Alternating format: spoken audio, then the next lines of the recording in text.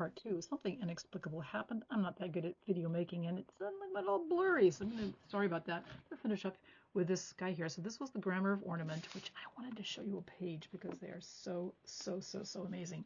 And this is here's a sample. So here goes, also being super careful with my didn't want to rebound again book. So this is the kind of illustration, the drawings that are in there. This was considered a resource for graphic artists, anybody who needed to have a reference for art from the olden days, and that was given to me in terrible condition. So I got it restored, and it's much better and more usable. Again, someday I'll get a cradle, and then I can look at these books without being so very careful all the time. Grammar of Ornament. Right. So now one more big book from my early days, as I first started realizing that I was hooked for life on collecting books, and that is my first edition Codex Seraphinianus. It's not first edition Italian, it's first edition American, which is the Abbeville publishing, and it's gorgeous, it's perfect, and I saw it and I wanted it and I didn't ask the price. There you go. How it goes. This is this is that crazy book, and this one is beautifully bound. It's in almost perfect condition, and look at that. Codex Seraphinianus. It's so weird, it's so wonderful, and if you know, you know. It's mine. So Codex Seraphinianus. This year, or I should say last year now, I acquired a very large collection, not a patch on what was actually in the whole thing, a very large and impressive collection of violin making and violin maker and violin history themed books from a collection from an old violin shop. There were many books. I could not possibly have gotten them all, but I got quite a few, and this is one of them. This is a 4-volume set by Eric Blott. This is a fairly important set. The most important ones I couldn't have afforded and I didn't get, but I got these. These are a look at in English and in Italian, and these are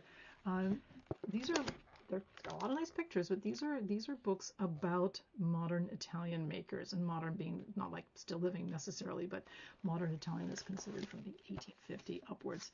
And there are 4. Each one of them takes a different region of Italy, and I'm super happy to have them. The Eric Blott Italian violin makers, Century of Italian Violin Making. So that's very exciting. All right, so now I've got. But wait, there's more. So a couple of these I've actually, I think I've shown on some of my earlier videos for various different reasons. This is definitely one of them. This is the very first acquisition that I personally ever made, and I might have been 10. There was the lady who lived down the street from my parents who was downsizing, retiring from her big old house, and she used to be a book reviewer, so she had a house full of books she was giving away for anybody who wanted them, and I picked up a couple of things. This is one of them. Actually, the other one I don't think is here, but it was the Plutarch's Lives, the Dryden edition. Very pleased. So this one was in a little worse condition. It was a little bit beat up and broken when I got it, but I had my book restorer kind of put everything back together again, and did a really nice job. This spine was gone. The spine wasn't gone, but it was really messed up, and he just put everything back together, and it's beautiful. And I love this book. This is my favorite.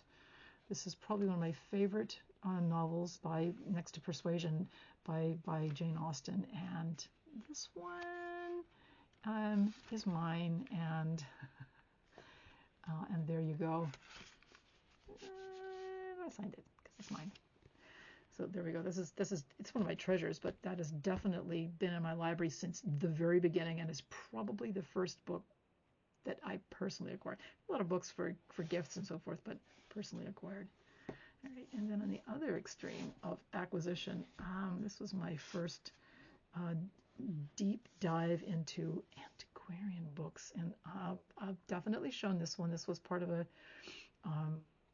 This is part of a set of purchases I made at the first antiquarian fair that I ever went to. This is a miscellany by Samuel Foster, and it was published in, it's actually kind of a math book, sort of, kind of. It was published in the long ago, in where's the title page here? In 1659. There it is, Latin and English, pretty crazy. It's still in pretty good shape. Some of the pages are a little bit the worse for wear. I think it's probably been through a few things. This is super fun. There are some illustrations which I think probably was what eventually swayed me to get it. The miscellany being that he was a math teacher, but he also did astrologies and astronomy more seriously. Star charts. He also invented or came up with something. I think it's called, there was a science, they're planetary, this one was, there we go, scientific instruments, of which the astroscopian is probably my favorite. Okay, look at that crazy thing. So Latin and English, and considering that this was pretty heavily used, it's actually been annotated. Somebody who owned this in the long ago did some of their sums in the margin. You can see where, or made little notations to themselves about this, that, or the other. And you can see in the margins little tiny quill pen markings. It's pretty crazy stuff. Anyway, so this is the first one of those. That was pretty crazy. I don't know if I'm ever going to do that again. Maybe, who knows? Life is still got a few surprises left in it. Another fun one from my collection is a nice copy of Jurgen, James Branch Cabell. Again, if you know, you know. This is he was kind of a niche writer from this late 1800s. This particular one is a kind of a nice edition. It's not a fancy one, but Bodley Head, which was beautiful printing, but printing for people that couldn't afford really fancy books, but wanted something that was nice to hold, and it is nice to hold. So this was from printed in 1921. It says it's a limited edition for what it's worth. Edition of 3,000. And yeah, Jurgen is one of his famous ones, but it's really pretty. And I had a poorer copy of Jurgen that went away, so this is now my copy of Jurgen. And if you've never read it, you might enjoy it. If you don't really care for somewhat spicy writing, then don't read this one. Or do. Tell me what you think. Jurgen, so that's a pretty copy of Jurgen that I have.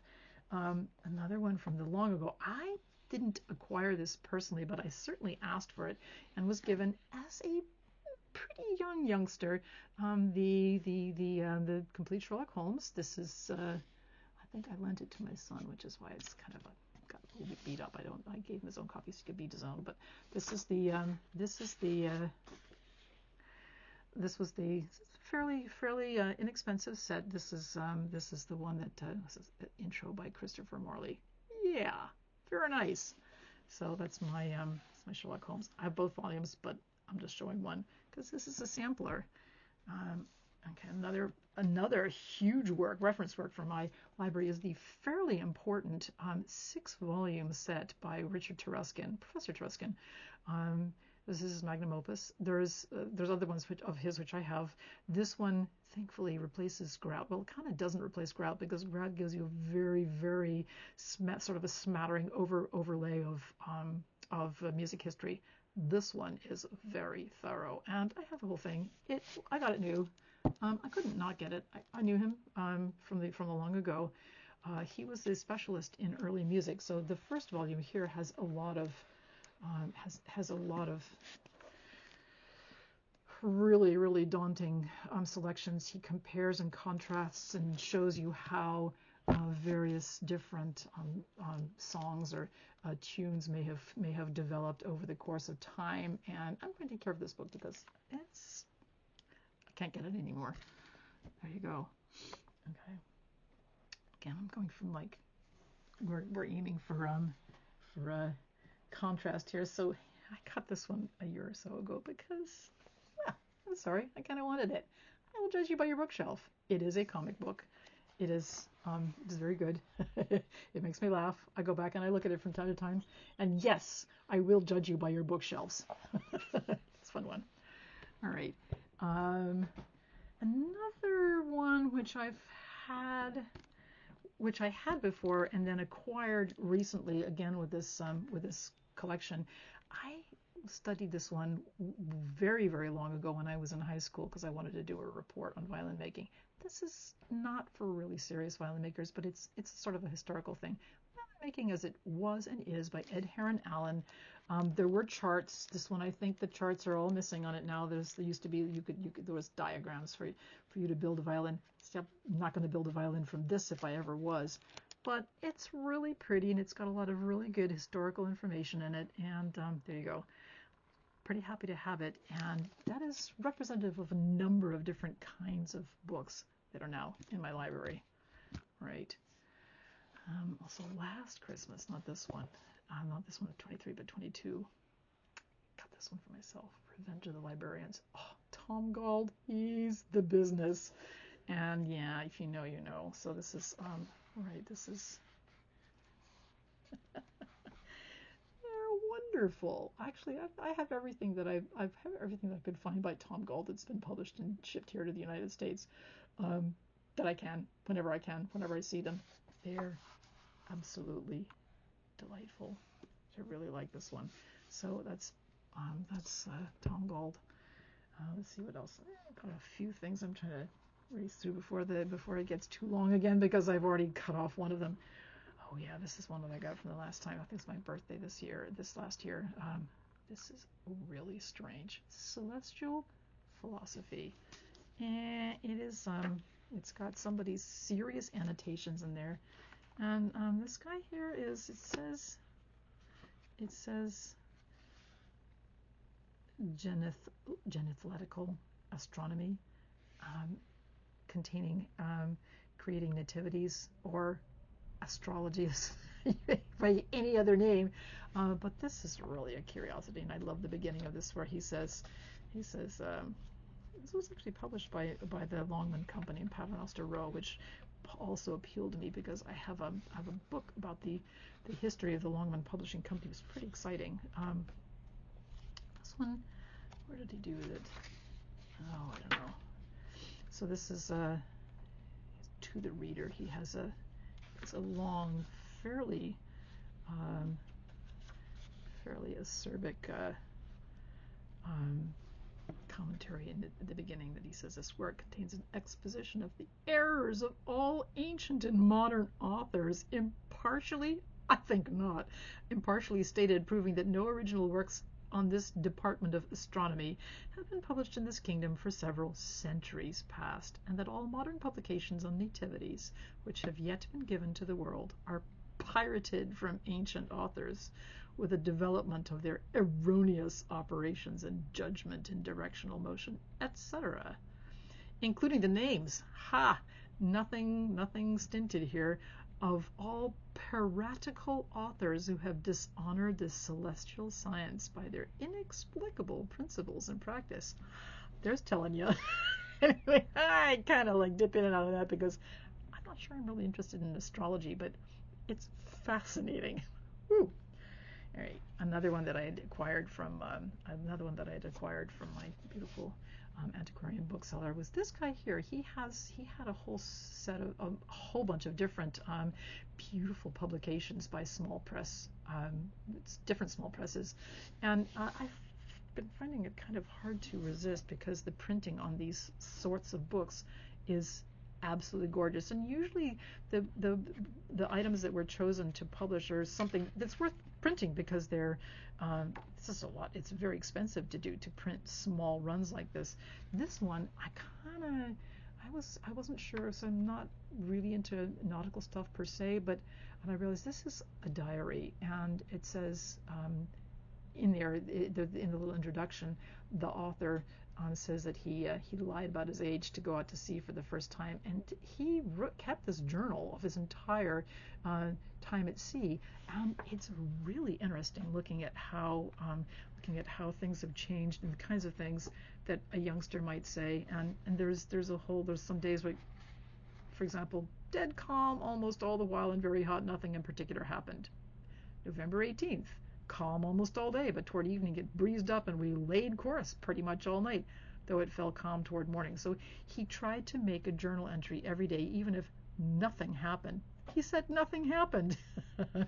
So in the end, so this is I don't know if he did it all the way through, but he did get some improvements in his status. He started off as cabin boy, or whatever.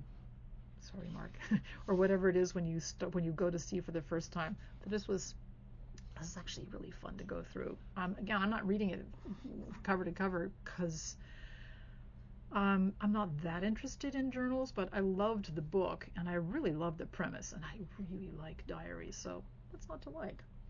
All right, so moving right along here.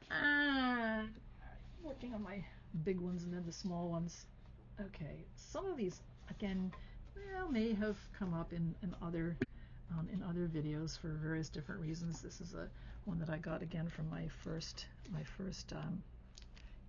antiquarian book fair. This is a wonderful novel by Gene Wolfe, which I had not ever heard of. This is The Sorcerer's House, and of course it was there because it's a signed copy by Gene Wolfe to his editor.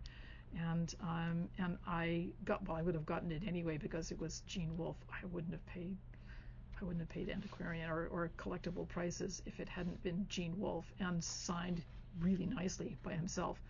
So that was great. And I've read this a few times now because it's a fabulous story. Sorry about the glare on that, but hey, I've been covering my books so that the covers are protected. That's how it goes with me. So The Sorcerer's House by Gene Wolfe is, if you ever see a copy of that and you like fantasy fiction by a master of the genre, just get it, read it.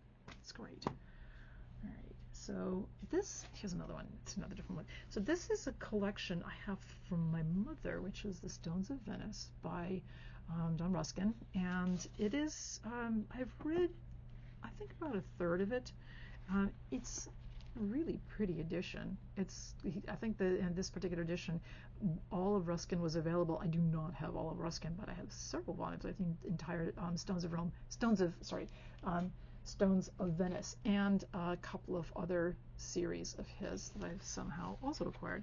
It's beautifully printed, mostly in good condition. There's a few problems here and there. My mother didn't really read it in its entirety because there really are a few things that are kind of wrong with it, but I got it from her and I'm really happy to have it. It's got an inscription to her from her uncle. How about that? So that's a 3-volume set. 2 of 4 items which I just picked up recently within the last couple of months. I'm a big fan of Frances Yates, who wrote about the pre-Renaissance age. She wrote about the Elizabethan and the Renaissance age in England, in Italy. So her famous one is The Art of Memory. I have that also in paperback. But I checked these out of the library and I couldn't resist. I just had to get my own copy. So this one, The Theater of the World. I also got The Occult Philosophy in the Elizabethan Age, which is fascinating, which is the reason why I actually ended up getting these guys as well. And her premise is that characters like Dr. D were kind of maligned, and that history has not dealt very fairly with him because he was a pretty important guy who was called a sorcerer at the end of his life and ended a pauper because Elizabeth kind of dropped him like a hot potato. Bad cess to her, huh? Because he supported her reign. Of course, one can never tell. It's a long time ago. Who knows what went on, politics and everything else. But characters like Dr. D, characters like Giordano Bruno, all feature prominently in Frances Yates' works, because one of the things that she's also, in addition to the art of memory and other things that she's researching, is the belief in the occult and the belief in magic that still was very, very strong and present in the Elizabethan times. She's also a really good writer, a really good researcher, and a really good writer. So there you go. Frances Yates. More Frances Yates from my library. I have a lot more. This is a sampler, right? Okay. So a couple of, this is not the only one. This is the one which was really meaningful, because I saw this edition of How to Live by Sarah Bakewell after I had read her Existentialist Cafe. And I had just finished reading, or was almost finished reading, the entire essays, the complete essays of Montaigne. So this was a very opportune time, and I like Sarah Bakewell's writing a lot. She is another strong researcher who writes beautifully for non-specialists. This is taking one question, how to live, and answering it in 20 different ways. Fascinating. Okay, another big honker here is, oh yeah, okay, I forgot a couple of these guys. So this is the the Earthsea series, not a trilogy, the series by Ursula Le Guin, as illustrated by Charles Vess. It's gorgeous. It's mine. It's beautiful. Yes, I've read it a million times, but the pictures are, well, because it's a beautiful edition, but the pictures are kind of why I got this. It's really beautiful. And it's really perfect because I haven't abused this one like I did in my paperbacks, which are now dead.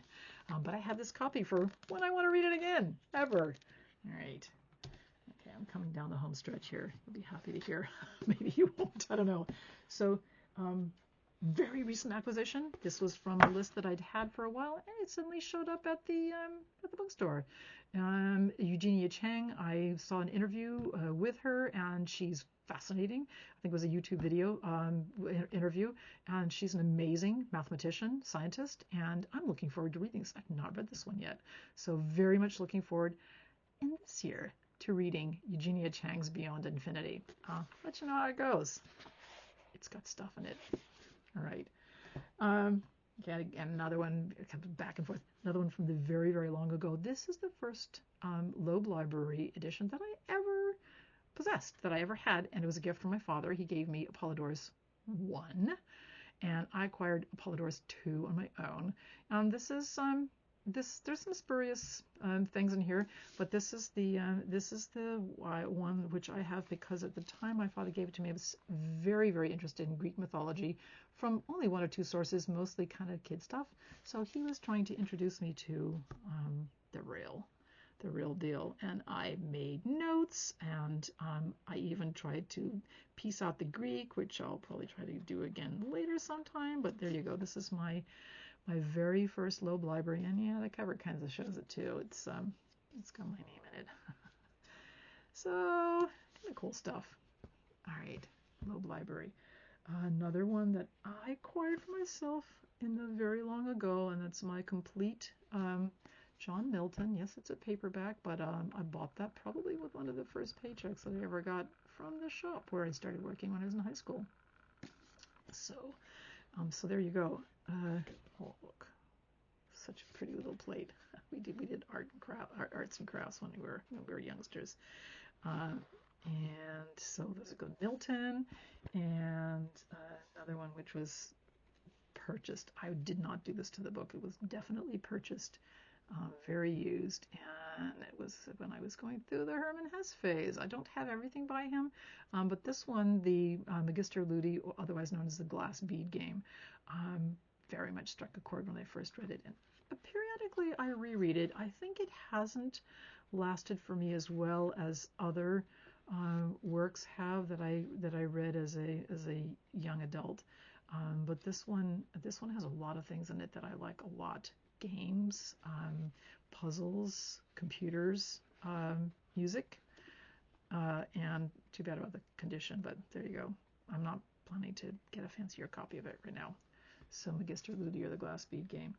Okay, another one that's really different, and this is it's not really a guilty pleasure, but oh my goodness, Georgette Heyer, the master mistress of the romance novel, she's absolutely great. And this is probably my favorite one of hers, The Grand Sophie. I adore it. It's so much fun. When I'm feeling kind of glum, this is one of the ones that I'll pick up and have a read and a chuckle, and it all works out in the end for everybody. They get what they deserve. Oh yeah, awesome, right? And here's another author of whom I have probably everything that he wrote, Roger Zelazny. This one, and I really like everything that Roger Zelazny wrote, but this one is one of those magical novels that's sort of like The Sorcerer's House by Gene Wolfe that I can't get enough of. This one is this was different from a number of his things. The premise is a psychic, a telepathic alien that kind of shifts shape. There's a crystal involved. There's the Renius machine, which turns things inside out and backwards.